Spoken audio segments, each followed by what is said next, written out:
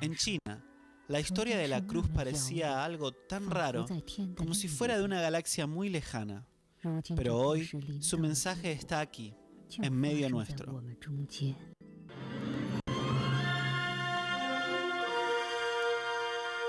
Durante la rebelión Boxer, 236 misioneros occidentales y 23.000 cristianos chinos fueron asesinados.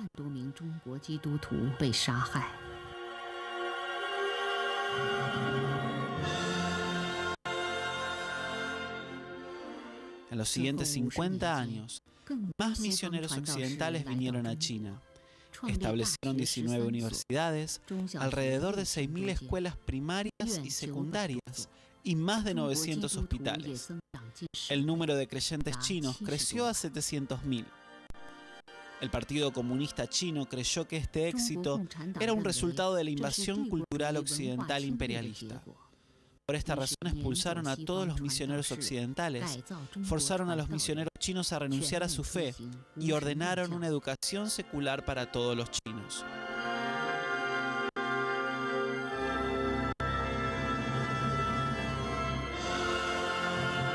$50 años más han pasado y hoy hay aproximadamente 90 millones de cristianos en China y el número sigue creciendo de a cientos por día.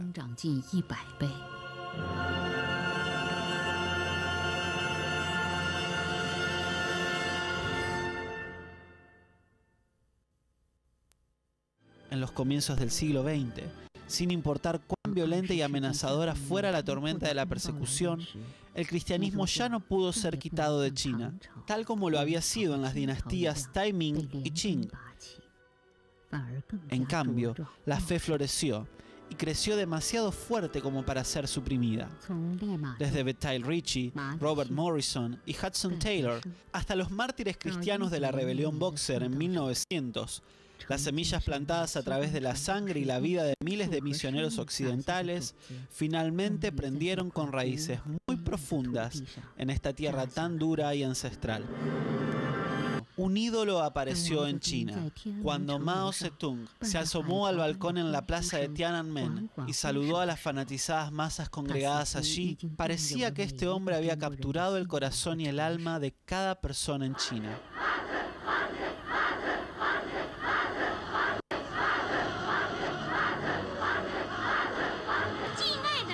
Querido presidente Mao, le prometemos que vamos a ser los sucesores de la misión de la clase trabajadora y revolucionaria. Le vamos a seguir y vamos a llevar adelante la revolución durante toda nuestra vida. Vamos a destruir al viejo mundo y vamos a construir un nuevo mundo para la clase trabajadora. Los imperialistas y capitalistas quieren invadirnos y transformarnos, pero eso nunca sucederá. Nosotros vamos a seguir las enseñanzas de Mao Zedong y se las vamos a transmitir a las próximas generaciones y esparcirlas por todo China y por todo el mundo.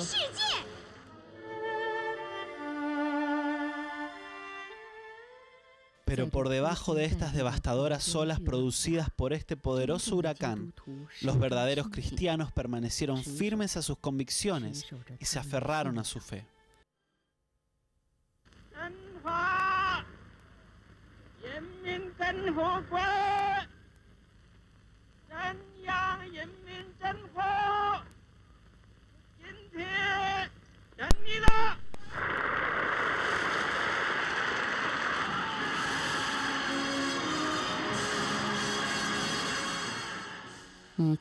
Los miembros del Partido Comunista Chino, que tomaron control de China continental en el año 1949, eran acérrimos ateístas. Aunque la Constitución de China admite la libertad religiosa, el objetivo encubierto del Partido Comunista es limitar, transformar y eventualmente eliminar las religiones. Desde 1949 a 1953, como mínimo, varios miles de cristianos fueron asesinados y decenas de miles fueron arrestados. Mientras estas atrocidades acontecían, el primer ministro Zhou Enlai invitó a Wu Xiaozun a varias reuniones. Así crearon y lanzaron el movimiento patriótico de Triple Autonomía. Este movimiento urgió a los cristianos a unirse a la Iglesia de Triple Autonomía, controlada por el gobierno. Triple Autonomía significa iglesia autogobernada, autosostenida y autopropagadora. Su objetivo era poner a los cristianos bajo el completo control del Partido Comunista. Yo fui encarcelado porque me rehusé a unirme al movimiento patriótico de Triple Autonomía. Yo era un buen amigo de Wu Xiaozun, el líder del movimiento de Triple Autonomía, pero me sorprendí cuando él me pidió que fuera parte del liderazgo del movimiento. Yo me negué, aún sabiendo que rechazar su propuesta me llevaría a ser confinado en un campo de concentración.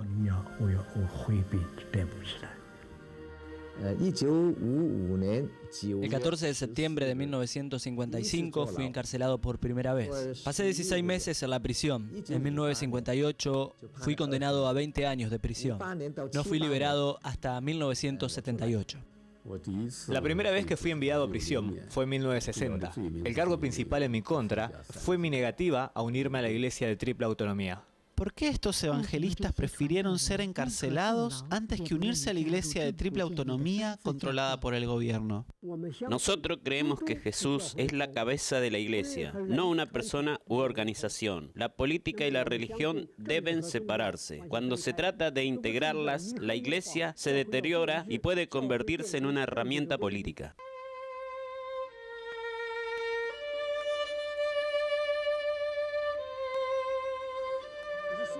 Yo creo en Jesucristo y hoy me gustaría presentarte al Señor.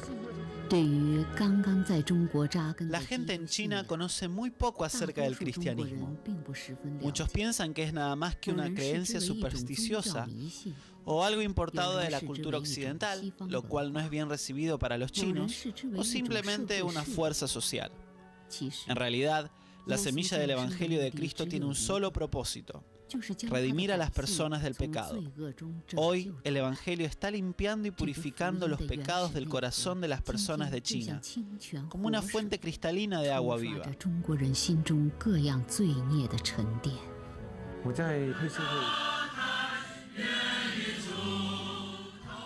Históricamente, el concepto del arrepentimiento nunca ha sido parte del sistema de creencias de los chinos. Es una experiencia espiritual completamente revolucionaria para los chinos cuando descubren que todos somos pecadores y que todos hemos caído de la gloria de Dios. Es un cambio realmente milagroso cuando un hombre o una mujer china admiten que son pecadores y que necesitan perdón y restauración de parte de Dios.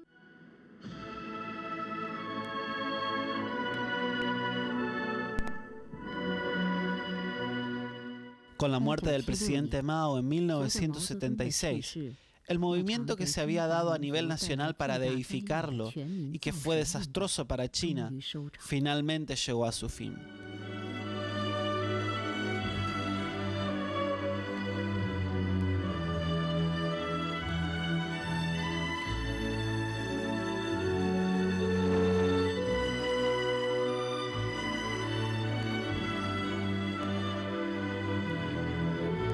En 1977, las reuniones cristianas caseras, llevadas a cabo en los hogares de aquellos fieles creyentes, comenzaron a surgir en muchas ciudades y en las zonas rurales.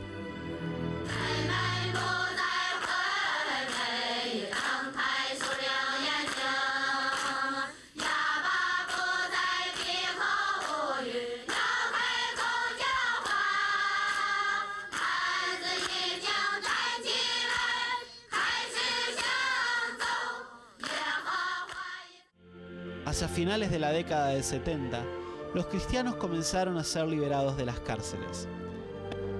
En 1978, el pastor Samuel Lamb fue liberado de la prisión.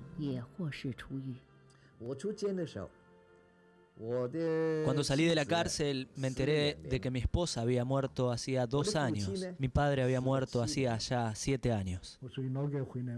Cuando volví del campo de concentración, ya no me quedaba nada. No me devolvieron ninguna de mis pertenencias o mi casa. Habían venido a mi casa para confiscar las cosas a mi familia 3 veces, hasta que finalmente los echaron de la casa. La revolución cultural Los cristianos chinos arriesgaron sus vidas para preservar unas pocas Biblias. Pero hacia el final de esta, ya habían generado muchas Biblias copiadas a mano. Cristianos extranjeros comenzaron a contrabandear Biblias para las iglesias caseras en todo China. No fue sino hasta 1985, patrocinados por una fundación extranjera, que las Biblias pudieron ser impresas en grandes cantidades en China. Pero aún hoy en día, la distribución pública de la Biblia no está permitida. La gente que quiere tener una Biblia tiene que comprarla en la iglesia de triple autonomía. Tan pronto como el gobierno restableció la iglesia de triple autonomía, las iglesias caseras fueron declaradas ilegales y estaba prohibido predicar el evangelio. En 1983, el gobierno dio órdenes de arrestar a un grupo de cristianos, a los cuales tildaban como la banda de los agitadores. Yo fui arrestado porque decían que pertenecía a la banda de los agitadores. Pero, ¿agitador de qué? ¿Acaso le decía yo a la gente que se levantara contra el régimen comunista? ¿Acaso yo me manifestaba en contra de la política de natalidad? No me hubiera quejado si así yo lo hubiera hecho. Simplemente lo que yo había hecho era proclamar: Jesús es el Señor. Y por eso fui condenado por actividades antirrevolucionarias y arrojado a la cárcel por 15 años. Este ex líder de la Guardia Roja encontró entendimiento y consuelo en Jesús. Jesús no hizo nada malo, pero sin embargo fue crucificado en el madero. Yo tampoco hice nada malo. Durante la Revolución Cultural, yo era un soldado, un luchador y destructor de la vida, pero fui tratado como un héroe. Ahora soy un hombre justo, pero soy considerado un criminal. Todos aquellos que fueron alguna vez encarcelados por predicar, por favor pónganse de pie y vengan adelante. Ser encarcelado es una experiencia tan común que estos fieles hermanos y hermanas se sienten completamente cómodos contando sus experiencias en la cárcel. La persecución nunca cesó. Siempre hay alguno de nosotros encarcelado. Algunos han entrado y salido de la cárcel más de 10 veces. Ahora mismo tenemos 14 miembros en la cárcel y 21 miembros claves de nuestra congregación están en la lista de los buscados del gobierno. Este huérfano ha pasado la mayor parte de su vida vagando por las calles. En 1999 fue adoptado por una iglesia casera en Chengdu y tiempo después se convirtió en un predicador. La iglesia ha establecido orfanatos para adoptar a estos chicos de la calle que pasaron la mayor parte de su vida vagando sin propósito por las calles y estaciones de trenes. Estos chicos estaban en las calles cuando los encontramos. Han aprendido muchos malos hábitos. Los amamos con el puro amor que solo Cristo puede dar y les enseñamos la palabra de Dios. Yo he visto cambios inmediatos en chicos muy problemáticos. Tan pronto se han unido a nuestra gran familia. Es el amor de Dios el que cambia y renueva a estos niños.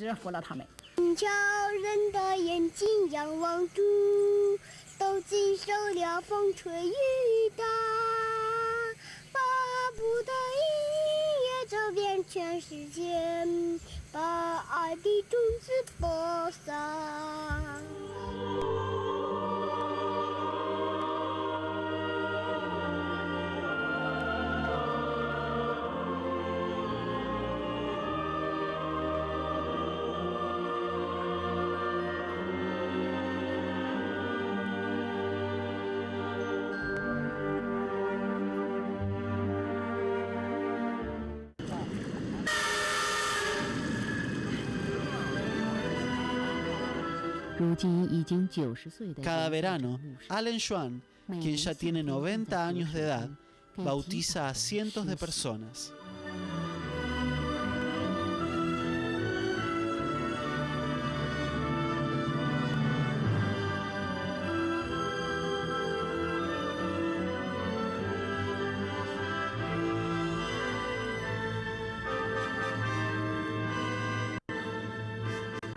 Dios me llamó a predicar el Evangelio y servir al Señor. En mi corazón yo abracé esta visión desde mi juventud. Aunque somos limitados en muchas maneras, el diablo nunca conquistará a la iglesia.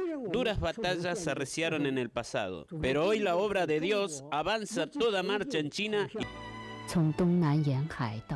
Gozosas canciones de alabanza se elevan al cielo desde todos los rincones de esta vasta tierra, desde la costa del sudeste hasta las montañas en el noroeste, desde los bancos del río Sun Hua hasta el río Long Son.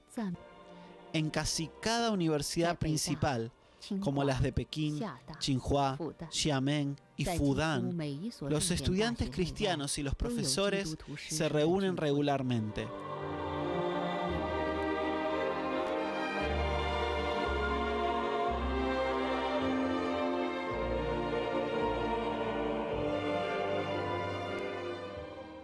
El Evangelio también se ha propagado entre los grupos tribales de China.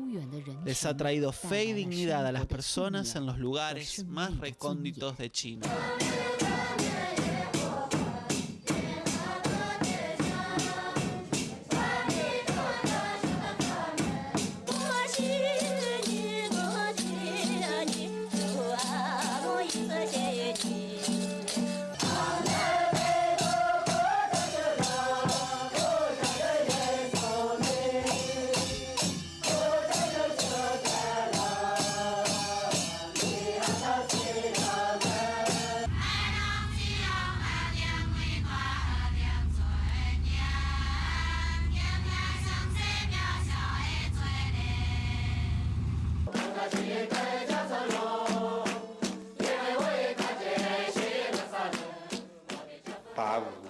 El 90% de nuestras aldeas se volvieron cristianas entre 1985 y 1989.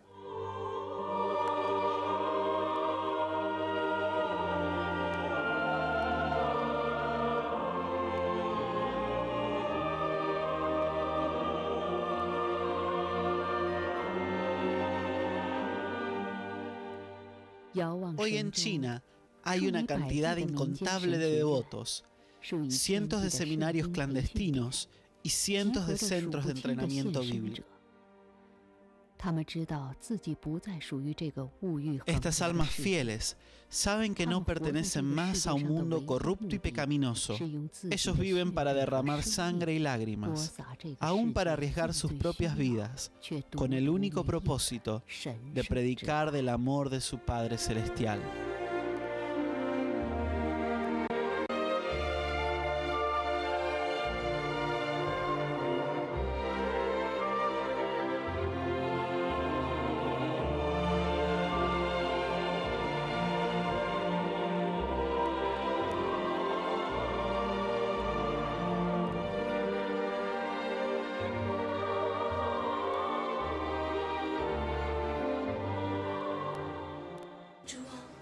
Estoy dispuesta a dedicar mi vida a compartir el Evangelio a cada persona que vive en oscuridad, sin esperanza, a decirles que Jesús les ama. El verdadero amor de Jesús no puede ser encontrado en ningún otro lugar.